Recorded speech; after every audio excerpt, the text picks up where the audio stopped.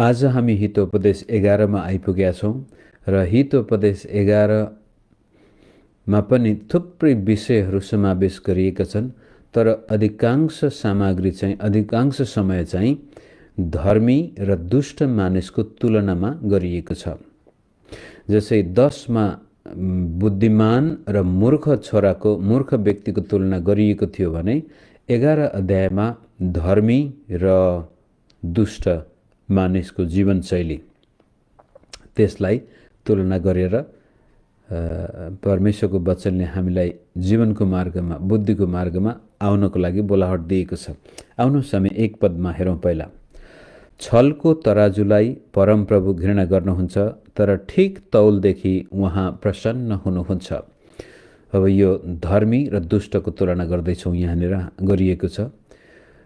र ठिक तौल र बेठिक तौल, गलत तौल, अथवा तपाईँ मलाई थाहा छ पसलमा जाँदाखेरि दुष्ट पसलेहरूले त्यो तराजुको मुनि के चिप्काएर राखेको हुन्छ। अब सोझा साझा व्यक्तिलाई थाहा हुँदैन, 1 किलो दिनुपर्ने ठाउँमा उसले 800 ग्राम मात्रै दिएको हुनसक्छ, तर हामीलाई लाग्छ मैले त 1 किलो चिनी किनेर ल्याएको छु।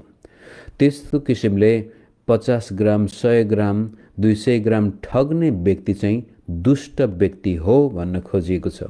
र परमेश्वरले सबै कुरा देख्नुहुन्छ।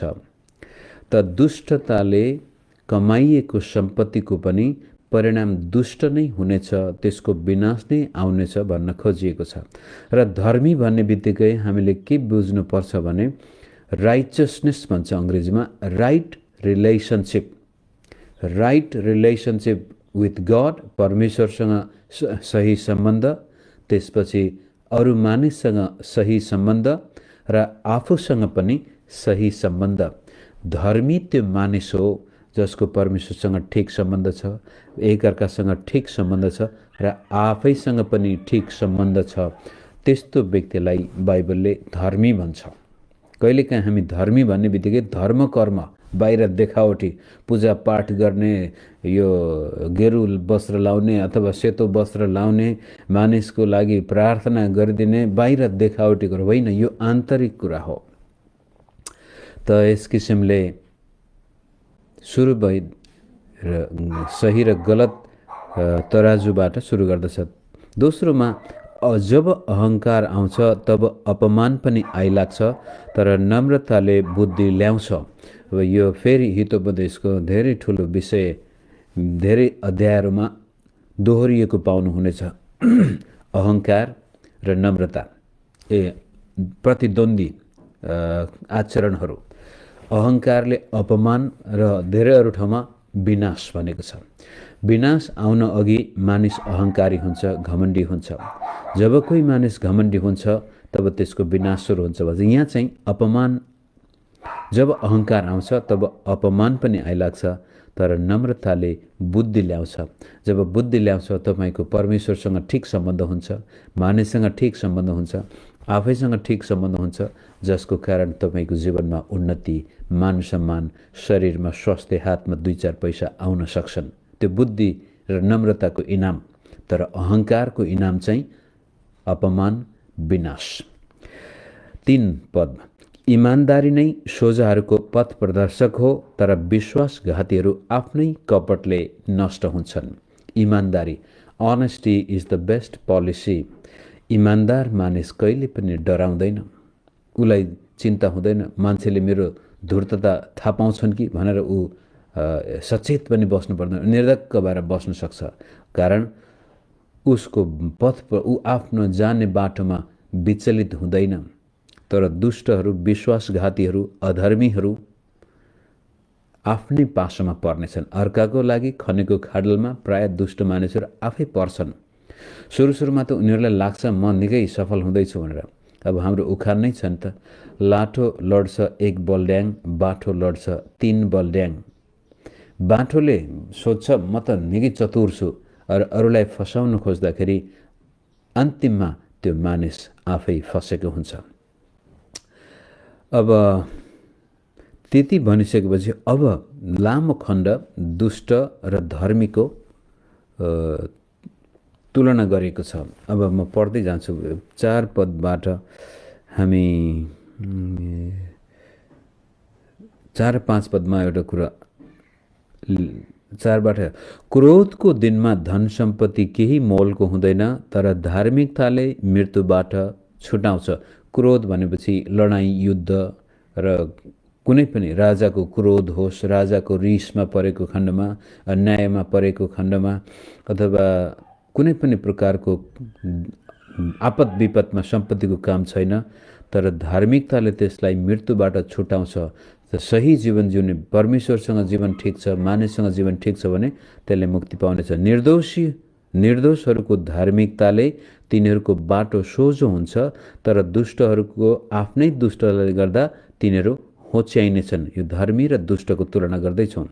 6 पद, सोझाहरूको धार्मिकताले तिनीहरूलाई छुटाउँछ, तर अविश्वासीहरू खराब अभिलाषाहरूको कारण पासोमा पर्दछन्। पढ्दै जानुहोस् मित्रहरू, धर्मी र दुष्टको तुलना।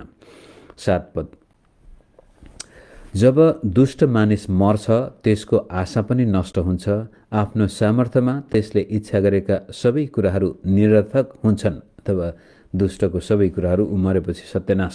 धर्मी मानिस सङ्कष्टबाट बचाइन्छ अनि त्यसको साटो दुष्टमाथि नै त्यो आइपर्छ। कहिलेकाहीँ इमान्दार सोझो मानिस छ भने त्यसलाई सुरुमा दुःख आएको जस्तो भए पनि त्यसमाथि आउने दण्ड पनि अन्त्यमा दुष्टमा नै आउनेछ। पढ्दै जाउँ। ईश्वरहीनको आफ्नै मुखले आफ्नो छिमेकीको बर्बादी गर्छ, तर ज्ञानले धर्मीलाई छुटकारा मिल्दछ। अब दुष्टहरू आफ्नो छिमेकीलाई नाश गर्न खोज्छन्, धर्मी छुटकारा पाउँदछ। छिमेकीले धर्मीलाई नष्ट गर्न खोजेको छ भने पनि उसलाई उसको धार्मिकताले छुटकारा दिनेछ।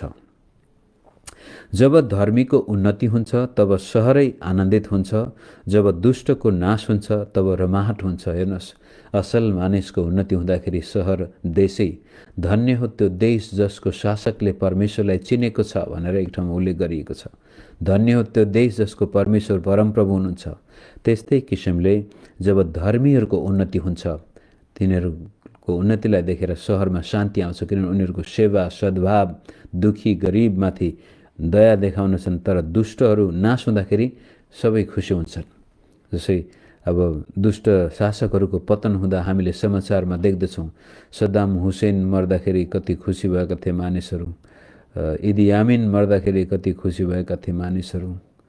तर कोही कोही शासक, अब नेल्सन मण्डेला जब मरे मानिसहरू कति दुखी भएका थिए, विश्वभरिका मानिसहरू। महात्मा गान्धीलाई जब हत्या गरिएको कति दुखी भएका थिए मानिसहरू। तर दुष्टहरू मर्दाखेरि मानिसहरू रमाउँछन्। 11मा, धर्मात्माको आशीर्वादले सहरको उन्नति हुन्छ, तर दुष्टहरूको मुखले त्यसको भताभङ्ग हुन्छ। धर्मात्माले सहरको उन्नति अथवा देशको उन्नति, धर्मात्माले देशलाई उचाल्दछ, देशको विकास हुन्छ। तर जहाँ दुष्टहरू शासन गर्दछन् त्यो देश, त्यो समाज, त्यो सहर कहिल्यै उभो लाग्दैन, त्यसलाई भताभङ्ग हुन्छ। फेल्ड स्टेट हाम्रो देश नेपाल एकदमै यो असफल राष्ट्रहरूमा, गरिब राष्ट्रहरूमा आउनुको कारण किनभने हाम्रा शासकहरू सुरुदेखि नै दुष्ट छन्। सुरुवातबाटै नेपालको यो शाहवंशीय राजाहरूले जुन प्रकारले एकीकरण गर्यो त्यसैमा पनि धेरै ठुलो दुःख छ, खोट छ। निर्दोष मानिसहरूको रगत बग्यो हो। एक किसिमले साना राज्यहरू मिलेर एउटा राज्य त भयो, एकीकृत नेपाल त भयो, त्यो त राम्रो कुरो हो। तर जुन प्रकारले त्यो गरिएको थियो त्यो राम्रो थिएन। त्यसको दोष आजसम्म सायद त्यो देशको शासकहरूमाथि परिरहेको छ। र त्यसपछिका अब राणा शासकहरूले 100 कति वर्ष, 4 वर्षसम्म देशमा दुष्टता ल्याएका थिए। त्यसपछि राजाहरूले पनि खासै कुनै प्रकारको राम्रो गरेनन्। र अहिले आएर यी प्रजातन्त्रको नाउँमा, गणतन्त्रको नाउँमा, क्रान्तिको नाउँमा कति धेरै मानिसहरूको, निर्दोष मानिसको रगत बगाइयो। देश भताभङ्ग पर्दछ। दुष्टताले देशलाई भताभङ्ग गर्दछ। यो चाहिँ अब त्यसलाई अझ निरन्तर दिन म 18 पदमा जान्छु। दुष्ट मानिसले ठगाहाको ज्याला कमाउँछ, तर जसले धार्मिकता छर्छ उसले निश्चित इनाम कटनी गर्छ। साँच्चैको धार्मिक मानिसले जीवन पाउँछ, तर दुष्टताको पछि लाग्ने मानिस मृत्युमा पर्छ। कुटिल हृदय भएको मानिसलाई परमप्रभु घृणा गर्नुहुन्छ, तर तिनीहरूसँग उहाँ प्रसन्न हुनुहुन्छ जसका चालहरू निर्दोष छन्। यो कुरो निश्चित छ, दुष्टहरू दण्ड बिना उम्कने छैनन्, तर धर्मीहरूले छुटकारा पाउनेछन्। 28 पद पनि हेर्नुहोस्। जसले आफ्नो सम्पत्तिमा भरोसा राख्छ त्यसको पतन हुनेछ, तर धर्मी चाहिँ हरियो पात झैँ मौलाउनेछ।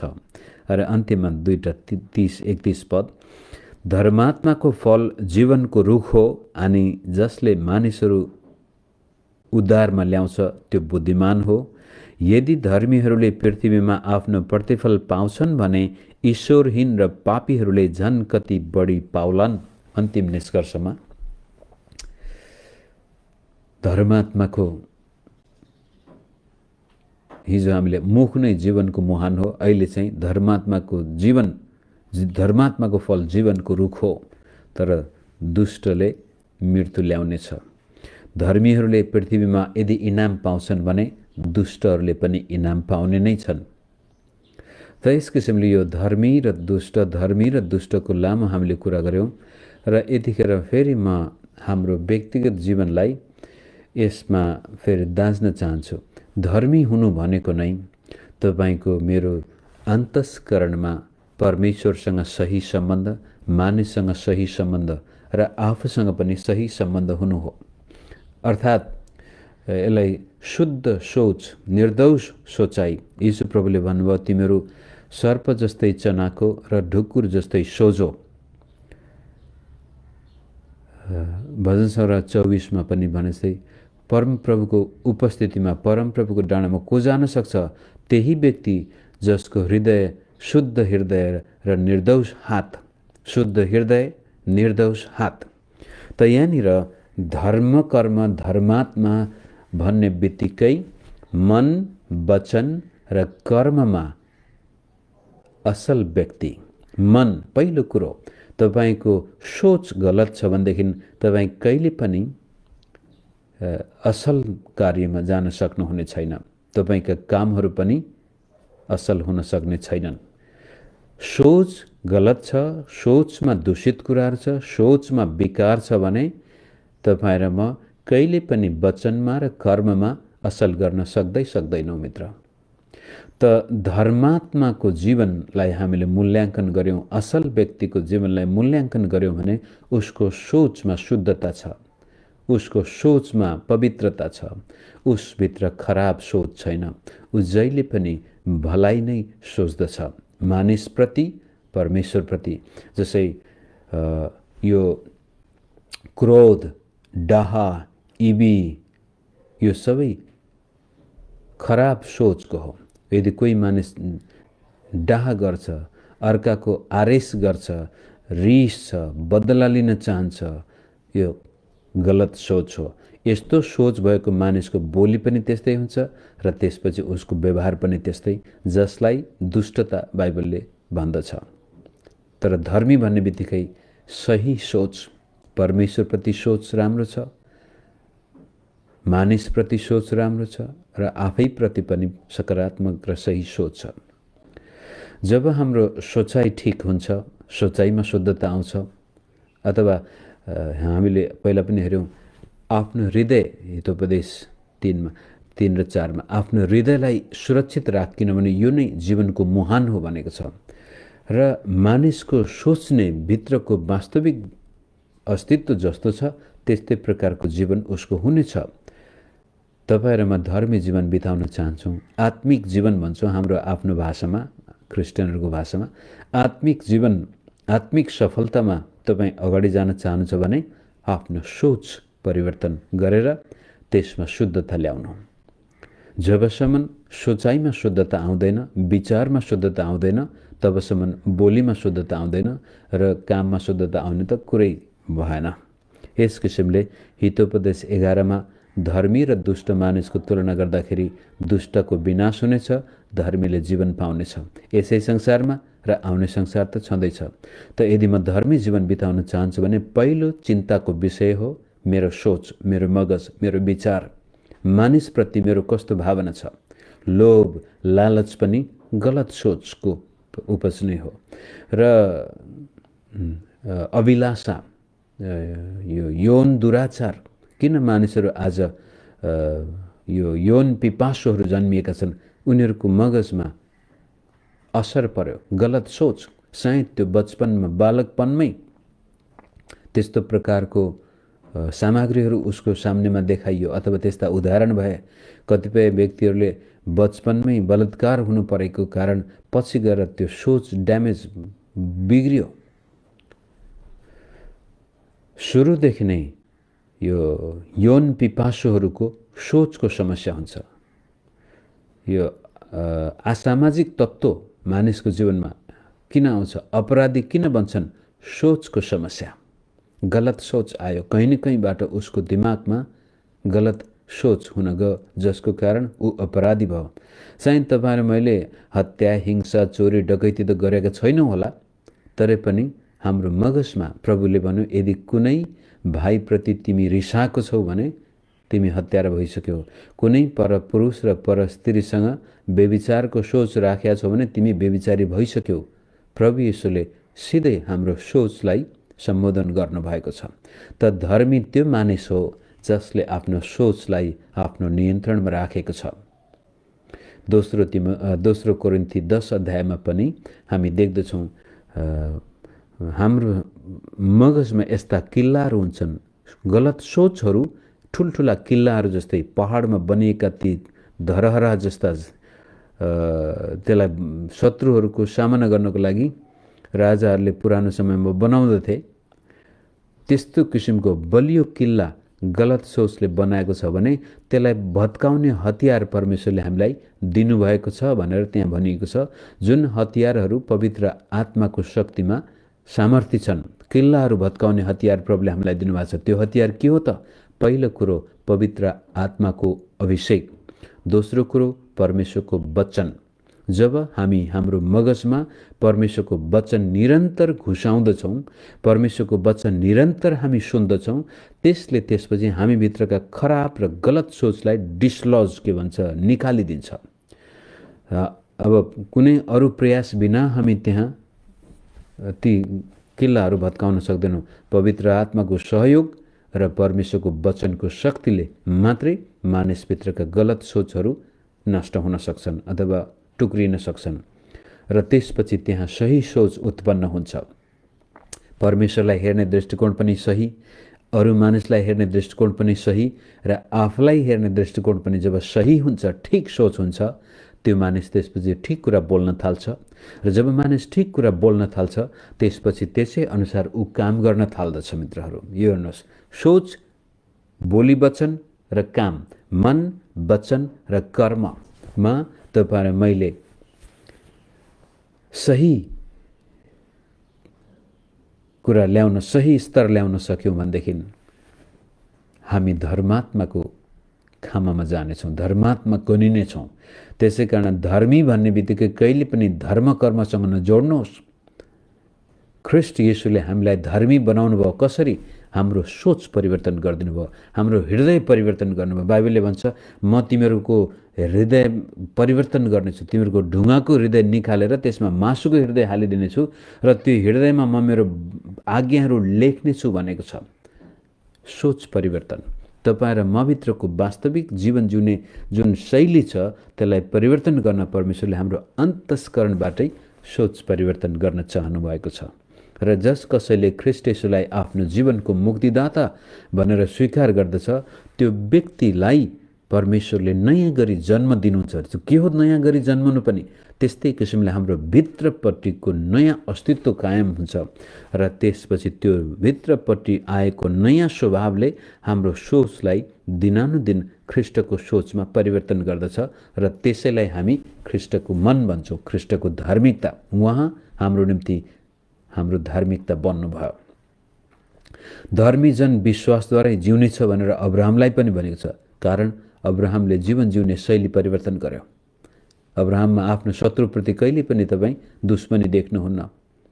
आफ्नो भतिजो लुतसँग गरेको व्यवहार, अनि राजाहरूसँग गरेको व्यवहार, अरू मानिसहरूसँग गरेको व्यवहार, ऊ एउटा परमेश्वरमा विश्वास गर्ने मानिस भएको कारण परमेश्वरसँग उसको सम्बन्ध ठिक छ। जब परमेश्वरसँग तपाईँको सम्बन्ध ठिक हुन्छ त्यसपछि तपाईँको जीवनमा मानिससँगको सम्बन्ध आफै ठिक हुन्छ, किनभने त्यहाँ कोही शत्रु हुँदैन र तपाईँको स्वार्थ पनि मरेको कारण आफूसँग पनि ठिक हुन्छ। क्रुसमा झुन्डिनु भयो तपाईँ, स्वार्थ म भन्ने कुरो मर्यो। अब म होइन, ख्रिस्ट ममा जिउनुहुन्छ, परमेश्वर ममा जिउनुहुन्छ, मेरो जीवनबाट परमेश्वरको महिमा म झल्काउन चाहन्छु भने अब मानिससँग सम्बन्ध राख्दाखेरि पनि मलाई कुनै प्रकारको कठिनाइ आउँदैन।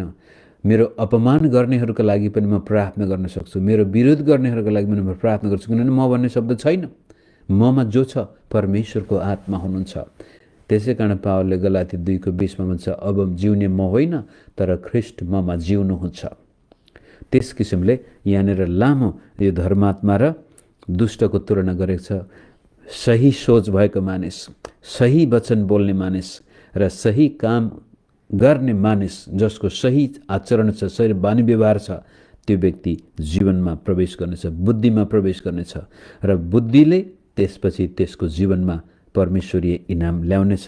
त्यति भनिसकेपछि एक दुईवटा कुराहरू अरू पनि यहाँ लेखिएको छ। जस्तै 12 पदमा हेरौँ के रहेछ। समझ नभएको मानिसले आफ्नो छिमेकीको खिल्ला उडाउँछ, तर समझदार मानिसले आफ्नो जिब्रोमा लगाम लगाउँछ। बुद्धिमान मानिस, धर्मी मानिस आफ्नो छिमेकीको भलाइ चाहन्छ, त्यसै कारण आफ्नो छिमेकीको विरुद्धमा झुटो गवाही दिँदैन र नहुने कुरो बोल्दैन, झुट बोल्दैन, कसैको बदनाम उ गर्दैन, कसैको चरित्र हत्या पनि उ गर्दैन। चरित्र हत्या गर्ने त्यो दुष्टता हो जसले आफ्नै जीवनमा विनाश ल्याउनेछ। तपाईँ र मेरो जीवनमा धर्मीपन देख्न चाहनुहुन्छ, बुद्धिमानी देख्न चाहनुहुन्छ भने जिब्रोमा लगाम लगाउनुहोस्। याकुब 1:3 भने जस्तै, जसले आफ्नो जिब्रोमा लगाम लगाउन सक्छ त्यो मानिस सम्पूर्ण रीतिले धर्मी कहलाइनेछ। पर्फेक्ट भनेको छ त्यहाँनिर, सिद्ध, कहिल्यै गल्ती नगर्ने।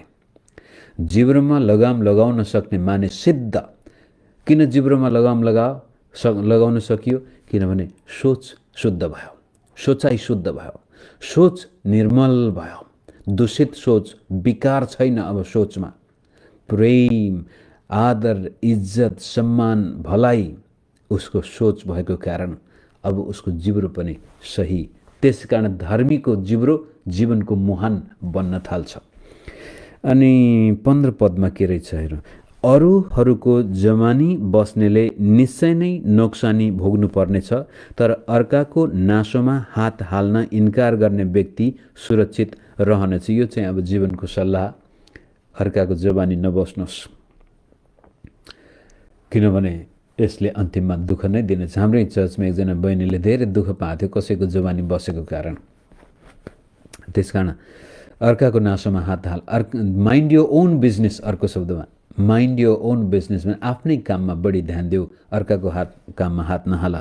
हाम्रो फेरि नेपाली चलन कस्तो छ, नेपाली नै एसियन कल्चर नै यस्तो छ कि आफ्नोभन्दा छिमेकीले के गरे, आज त्यसले के गर्दैछ, भोलि त्यसले के गर्ने होला, कहाँ गयो, कसो गर्यो, अर्काको जीवनमा, अर्काको काम धन्दामा बढी चासो लाउँछ। किनभने हामीसँग दुष्ट मनस्थिति छ।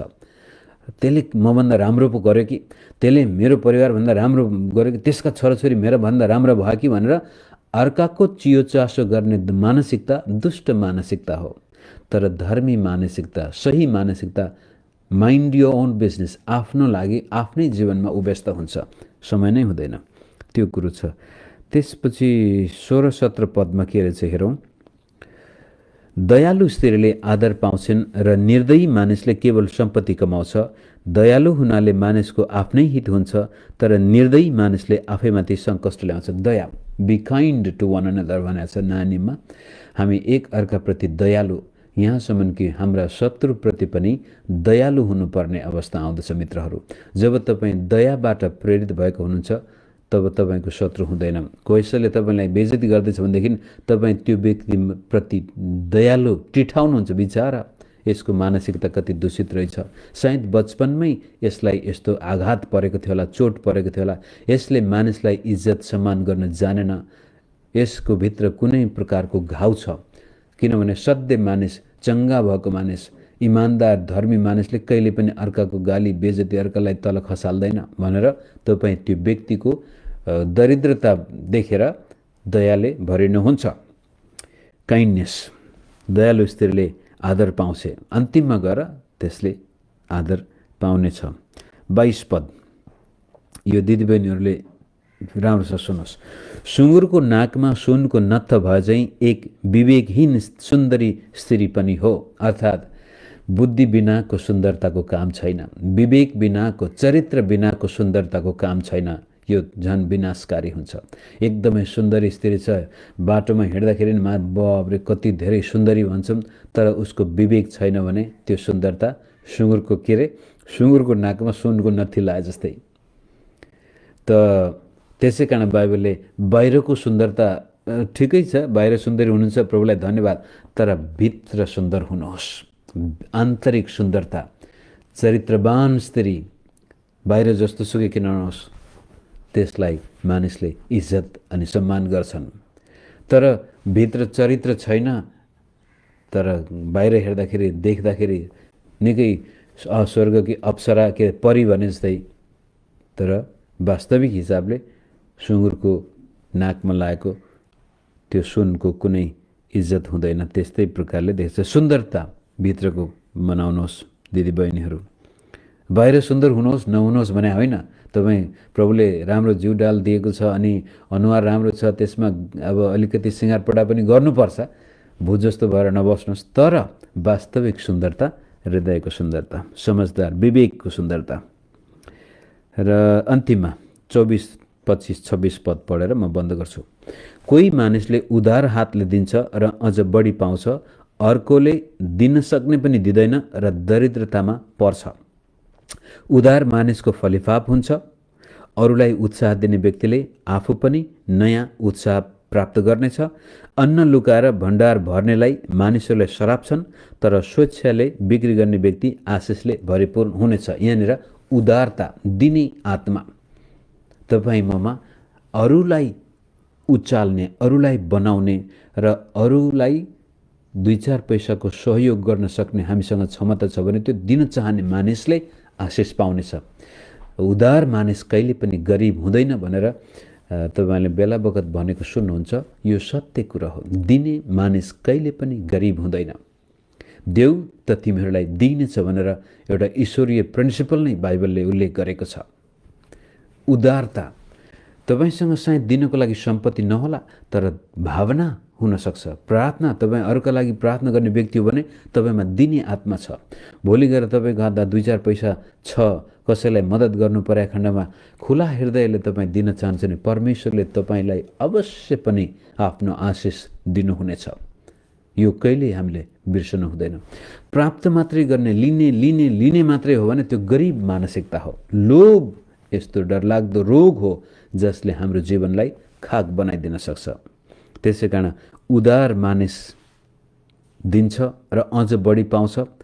तर कोही कोही यस्तो व्यक्ति हुन्छ जससँग छ, दिन सक्छ, दिँदैन, लुगा राख्छ, उसँग भएको पनि जानेछ। फेरि जससँग छ त्यसलाई दिनेछ, जससँग छैन त्यससँग भएको पनि खोसिनेछ। र यो अन्न लुकाएर भण्डार भर्नेलाई मानिसलाई श्राप, यो चाहिँ अनिकाल परेको बेलामा, यो विशेष गरी यो कालो बजारी भन्छन्। जब जब नेपालमा सुनमा नाकाबन्दीको बेलामा अथवा कुनै हाहाकार हुन्छ भने तुरन्तै मानिसहरूले यो चामल तेल सबै लुकाइदिन्छन् ताकि कालो बजारीमा अझ महँगोमा बेच्नु पाउँछ। त्यो दुष्टता हो। त्यस्ता मानिसहरू अन्तिममा आएर कङ्गाल हुनेछन्।